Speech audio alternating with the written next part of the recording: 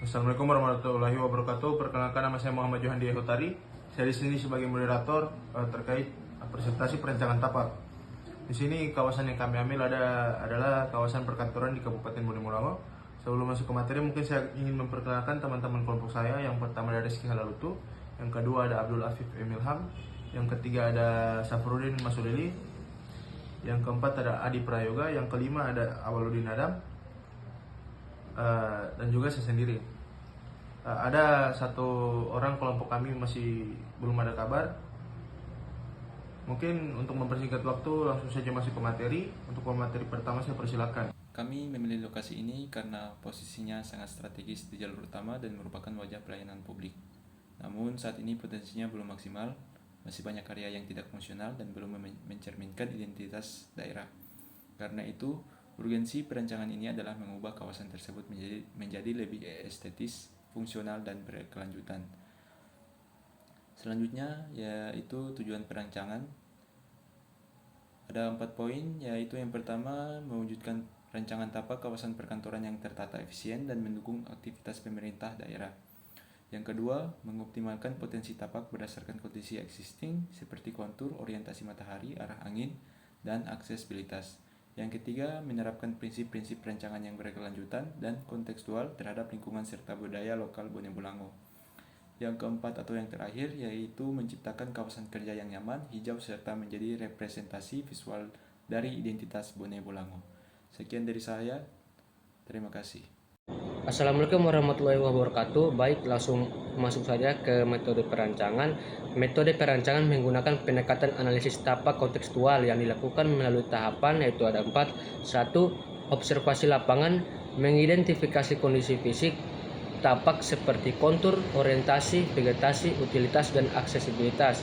2. Pengumpulan data sekunder, mengkaji peta wilayah, regulasi tata ruang, serta literatur terkait perancangan kawasan perkantoran. 3. Analisis tapak, menganalisis potensi dan kendala tapak serta membandingkan dengan studi kasus perkantoran sejenis. 4. Sintesis dan konsep awal, merumuskan prinsip dan strategi perancangan berdasarkan hasil analisis untuk menghasilkan perancangan tapak yang kontekstual. Baik, masuk di literatur objek perancangan. 1. Prinsip zonasi tapak, pembagian area berdasarkan fungsi publik, semi publik, dan privat untuk menciptakan alur kesehatan yang teratur. 2. Prinsip sirkulasi, pengaturan jalur kendaraan, pejalan kaki, dan servis agar tidak saling mengganggu. 3. Green office count, penerapan vegetasi, pengelolaan air hujan, dan pencahayaan alami untuk meningkatkan kualitas lingkungan kerja. 4. Kontekstual arsitektur, desain tampak yang merespon kondisi lokal Bonebulango, baik dari segi topografi, iklim, maupun budaya.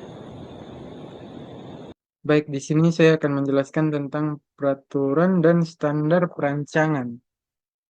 Di sini ada 5 poin, yaitu KDB, koefisien dasar bangunan sekitar 60%, dan KLB, koefisien lantai bangunan sekitar 1-5 lantai. Dan yang berikut itu ada KDBH, koefisien dasar hijau 40%, dan GSP, garis padan pagar sekitar 5 meter. Dan berikut itu ada garis padan bangunan atau GSB yang sekitar 10 meter. Yang berikut itu materi selanjutnya yaitu kajian objek sejenisnya. Di sini kami mengambil 3 contoh kantor, yaitu kantor Capil Gorontalo, yang kedua itu gedung gedung kantor pengadilan dan tata usaha Provinsi Gorontalo. Yang selanjutnya itu ada kantor bahasa. Perbedaan ketiga bangunan ini memiliki fungsi dan karakter yang berbeda. Dukcapil berfungsi pada pelayanan publik atau Dukcap atau ruang terbuka dan akses mudah. Yang kedua itu adalah kantor pengadilan agama. Eh, Bangunan ini sangat sangat tertata untuk kegiatan seperti acara pengadilan dan sebagainya. Dan kedua ini, yang terakhir ini gedung kantor bahasa. Eh,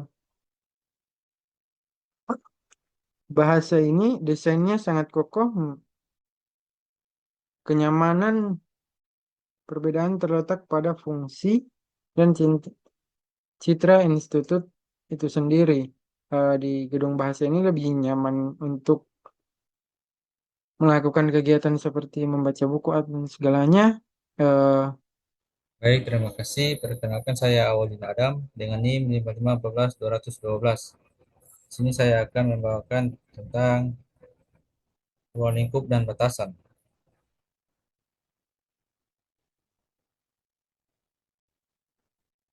Untuk ruang lingkup, di sini akan ada terbagi menjadi dua poin. Yang pertama, perencanaan meliputi penataan tapak kawasan perkantoran, meliputi area kantor utama bupati, pelayanan publik, ruang terbuka hijau, area parkir, sirkulasi kendaraan, dan pejalan kaki, serta area pendukung. Untuk yang kedua, analisis mencakup aspek lingkungan fisik, dalam kurung, kontur, iklim, vegetasi, sosial budaya, dan aksesibilitas. Untuk batasan perancangan, yang poin pertama, tapak berlokasi di area kompleks kantor Bupati Bone Bolango. Yang kedua, perancangan berfokus pada tata, tata, tata site plan, penataan ruang luar, dan hubungan antar bangunan. Yang ketiga, aspek detail interior dan struktur bangunan tidak dibahas secara mendalam. Yang keempat, ini skala perancangan dibatasi pada area perkantoran dan zona pendukung administrasi. Baik, untuk yang kedua itu rumusan dan prinsip perancangan. Maaf jika blur ya. Yang pertama itu efisiensi tata ruang. Efisiensi tata ruang meliputi pengelompokan fungsi berdasarkan aktivitas dan intensitas pengguna. Yang untuk aksesibilitas jalan meliputi sirkulasi utama dan sekunder di kawasan agar mudah dilalui. Yang ketiga, integritas alam dan bangunan yang meliputi memanfaatkan kontur, vegetasi, dan arah matahari. Keempat itu identitas lokal yang meliputi menampilkan elemen arsitektur dan landscape yang merefleksikan karakter budaya Bone Bolango. Berikutnya itu keberlanjutan yang meliputi penerapan prinsip ramah lingkungan melalui area hijau, sistem drainase alami, dan efisiensi energi. Baik, Assalamualaikum warahmatullahi wabarakatuh. Perkenalkan nama saya Rizky Autu, saya dari kelas C dengan NIM 5152399. Di sini kita masuk pada delineasi kawasan.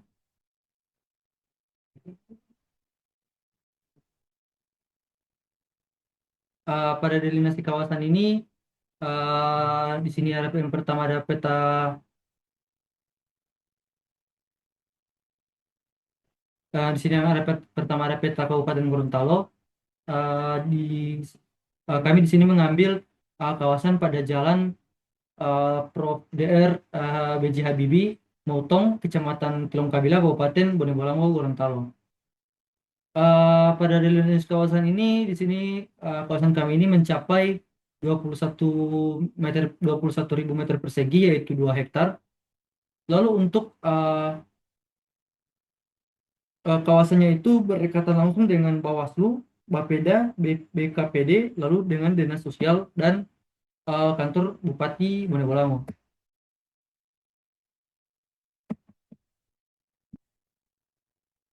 Lalu masuk pada analisis site. Pada analisis site di sini ada beberapa. Yang pertama itu ada klimatologi. di klimatologi sendiri ini juga suhu rata-rata hariannya itu berkisaran antara 26 derajat Celcius hingga 32 derajat Celcius. Lalu untuk hidrologinya itu curah hujannya tahunannya itu di kawasan ini tergolong tinggi, yaitu sekitar 1.500 sampai 1.900 mm per tahun. Lalu untuk pola anginnya itu di kawasan Tapak ini menunjukkan arah angin dominan dari arah timur ke tenggara pada periode November hingga Maret. Lalu untuk radiasi matahari di kawasan ini cukup tinggi sepanjang tahun dengan paparan paling besar di sisi timur dan barat bangunan. Yaitu analisis vegetasi. Jenis vegetasi existing atau yang ada di Tapak sekarang ada pohon jati dan juga pohon kelapa. Fungsi vegetasinya penahan panas matahari, peredam kebisingan, pengarah sirkulasi visual, serta penahan erosi dan resapan air. Sebaran vegetasinya ada area tapak yang memiliki vegetasi padat, area tapak yang minim atau tidak memiliki vegetasi, hubungan vegetasi dengan kontur tapak. Selanjutnya ada analisis utilitas. Pertama ada jaringan air bersih, sumber airnya itu dari PDAM, ketersediaan dan kemudahan distribusi. Sistem drainasenya, ketersediaan drainase existing tidak ada. Untuk jaringan listrik, ketersediaan jaringan PLN, arah dan posisi jaringan listrik sekitar tapak. Oke, selanjutnya analisis selanjutnya akan dibahas oleh teman kelompok saya. Terima kasih. Untuk jalur pejalan kaki, jalur pejalan kaki era mempunyai 4 poin. Yang pertama itu jalur pedestrian berada di dalam tapak dan terhubung langsung dengan akses utama bangunan. Yang kedua, lebar jalur pejalan kaki direncanakan nyaman untuk 2 arah. Yang ketiga, permukaan jalur pejalan kaki dibuat rata, tidak licin dan ramah difabel. Yang keempat, jalur pedestrian dipisahkan dari jalur kendaraan untuk meningkatkan keamanan. Untuk kondisi jalan pejalan kaki, kondisi jalan masuk menuju tapak tergolong kurang baik, ditandai dengan kualitas perkerasan yang tidak merata dan lebar jalan yang terbatas. Pada beberapa titik permukaan jalan mengalami kerusakan. Untuk jalur kendaraan itu mungkin 5 poin. Poin pertama itu akses kendaraan masuk dan keluar tapak direncanakan jelas dan terkontrol. Yang kedua, jalur kendaraan terhubung langsung dengan jalan kawasan. Yang ketiga itu sirkulasi kendaraan dibuat satu arah untuk mengurangi konflik pergerakan. Yang keempat, yang berikutnya itu tersedia jalur khusus drop off untuk penghuni dan tamu. Untuk yang kelima itu jalur servis dan darurat dipisahkan dari jalur utama penghuni. Analisis kebisingan. Sumber kebisingan utama pada tapak berasal dari aktivitas lalu lintas kendaraan di jalan sekitar site serta aktivitas di kawasan perkantoran pada jam kerja itu meningkat. Tingkat kebisingan cenderung meningkat pada pagi dan sore hari seiring dengan jam masuk dan pulang kerja. Area tapak yang berbatasan langsung dengan jalan memiliki intensitas kebisingan yang lebih tinggi dibandingkan di dalam tapak. Baik, selanjutnya masuk di topografi.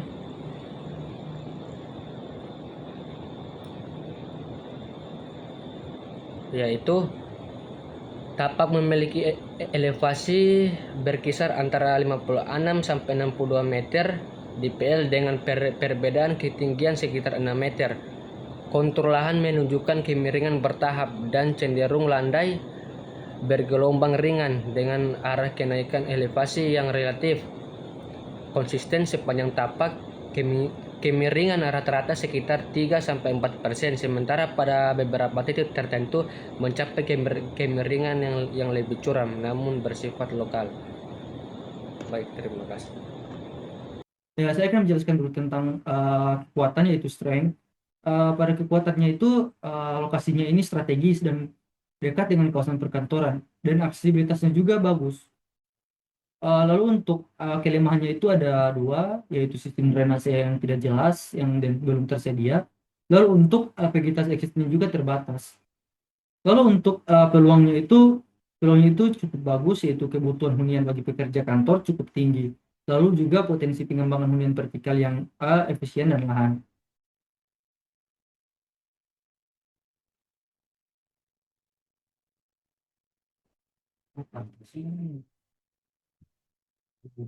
Lalu untuk ancamannya itu curah hujan tinggi berpotensi menimbulkan genangan dan juga banjir. Lalu perubahan peta guna lahan sekitar yang tidak terkendali. Dan juga di sini analisis view. Di analisis view ini di sini ada beberapa gambar. Yang pertama itu ada view dari selatan, view dari barat, view dari utara, lalu view dari timur.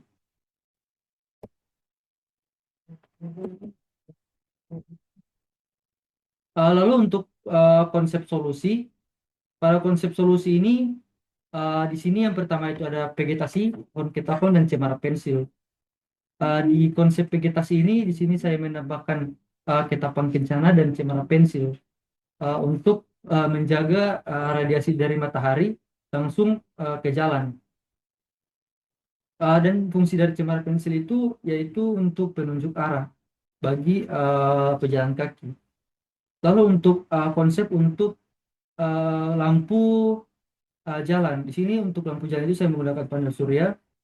Kenapa saya menggunakan panel surya? Karena saya ingin menghemat energi untuk site ini agar tidak mengambil banyak energi dari PLN. Lalu untuk drainase, dalam analisis tadi drainase yang paling penting karena site ini tidak ada sama sekali drainase. Jika tidak ada drainase itu bisa menimbulkan banjir atau genangan. Lalu untuk konsep analisis konsep solusi site-nya untuk kebisingan dan radiasi matahari, di sini saya menambahkan pohon trambesi dengan ketinggian yang mencapai bangunan. Fungsinya itu untuk menahan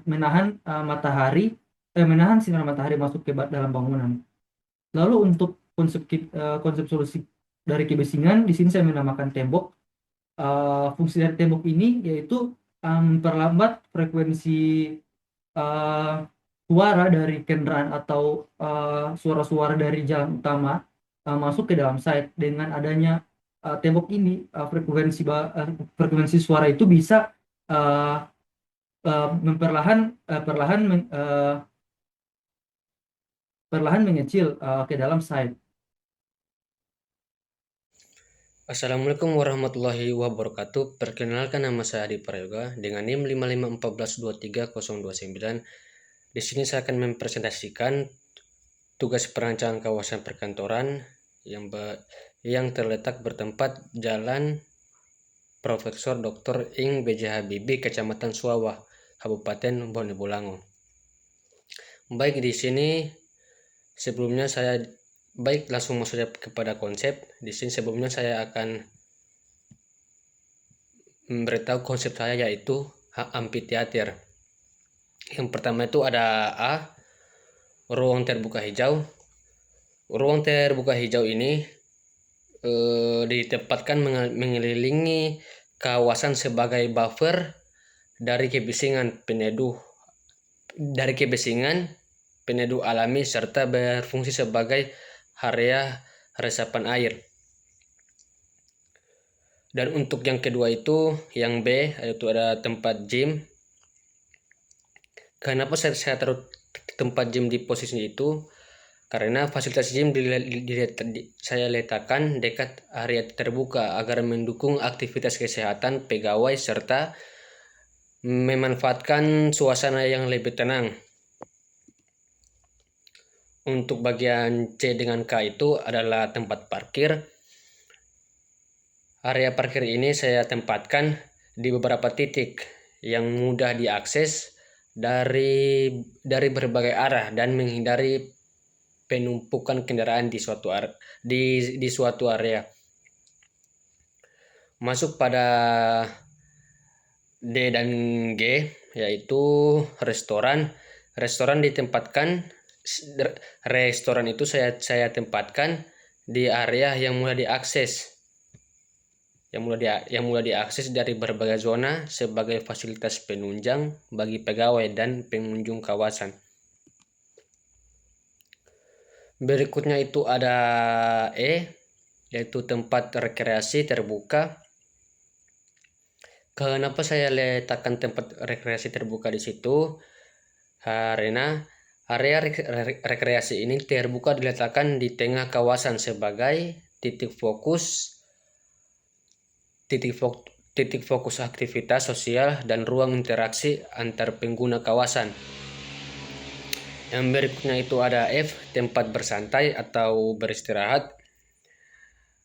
Area bersantai ini saya tempatkan di sekitar ruang terbuka hijau untuk menciptakan suasana nyaman dan mendukung kegiatan istirahat informal. Yang berikutnya itu ada H, yaitu tempat lapangan futsal.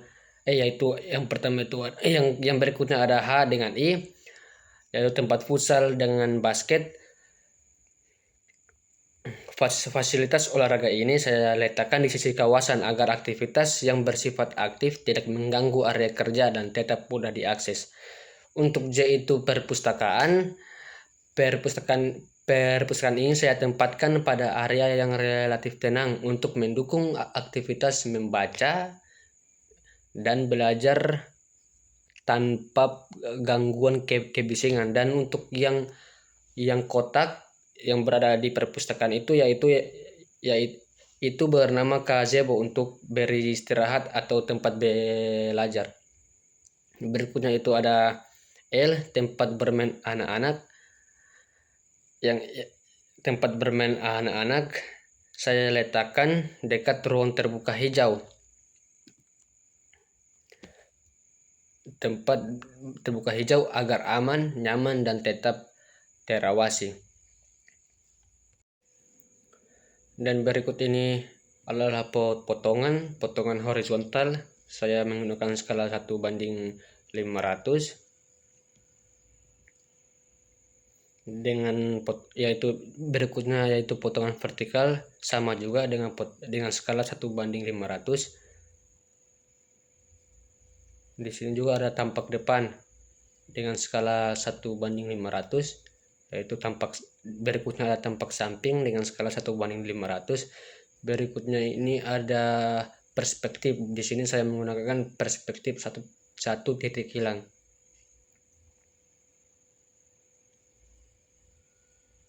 Baik, sampai di situ presentasi dari saya. Lebih kurangnya saya mohon maaf. Wassalamualaikum warahmatullahi wabarakatuh.